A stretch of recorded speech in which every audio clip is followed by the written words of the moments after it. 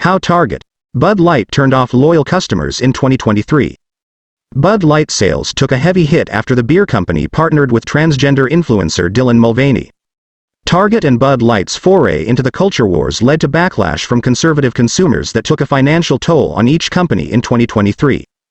Bud Light came under fire shortly after it partnered with transgender activist Dylan Mulvaney for a March Madness social media promotion.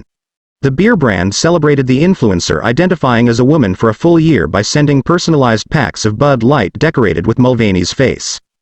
The social media videos spurred an angry reaction from conservatives and beer loyalists who felt the classic American brand was abandoning its customer base in favor of far-left identity politics.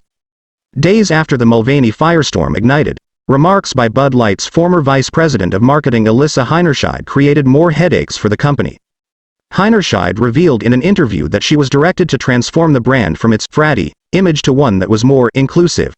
Her comments went viral in light of the Mulvaney partnership, adding to the company's troubles. As sales began to plummet, Brendan Whitworth, the CEO of Anheuser-Busch, the parent company for Bud Light, addressed the controversy on April 14. The CEO claimed the company never intended to be part of a discussion that divides people, adding, "We are in the business of bringing people together over a beer." Despite attempts to smooth things over with angry customers, Bud Light sales continue to drop throughout the year. By May, Anheuser-Busch had dropped $27 billion in market value and sales were down nearly 30% compared to the previous year. In July, the company announced it was laying off hundreds of workers. In its third quarter, the company suffered a 13.5% decline in U.S. revenue and a 17.1% decline in North American sales volume. However, the tide may be turning for the beer company. In October, UFC CEO Dana White announced Bud Light would be the official beer sponsor of the mixed martial arts organization.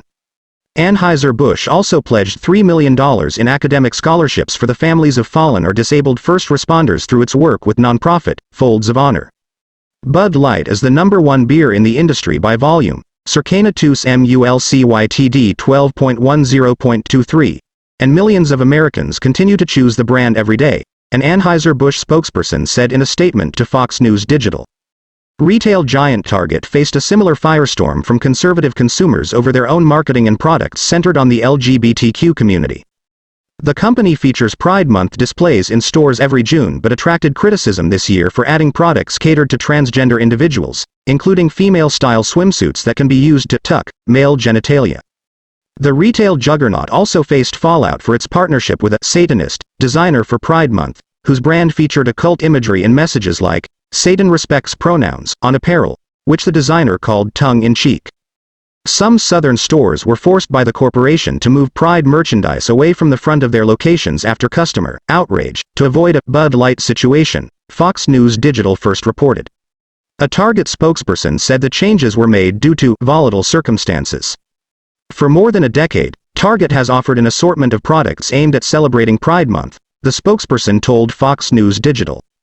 Since introducing this year's collection, we've experienced threats impacting our team members' sense of safety and well-being while at work. Given these volatile circumstances, we are making adjustments to our plans, including removing items that have been at the center of the most significant confrontational behavior. Our focus now is on moving forward with our continuing commitment to the LGBTQIA+ community and standing with them as we celebrate Pride Month and throughout the year.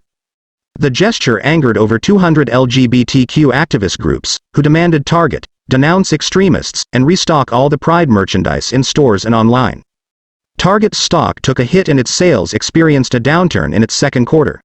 CEO Brian Cornell acknowledged the impact the fallout had on sales in a call with reporters in August, Fox Business reported. Despite the controversy, Target released LGBTQ-themed Christmas products, such as a nutcracker figure holding a gay pride flag, this season. In a recent interview, Cornell said the Pride backlash was the first time employees didn't feel safe at work. Target did not respond to a request for comment. The heavy hits each brand faced could be part of a "go woke, go broke" trend some experts have monitored with companies whose bottom line is affected after they take progressive social stances. New polling from Gallup and Bentley University shows most Americans don't want businesses to inject their opinions on the most contentious political and social issues. Nearly 60% of Americans think businesses should not take a public stance on current events, which is up from 52% last year, according to the Gallup poll. Political party, Race and age were most indicative of how Americans believed businesses should act.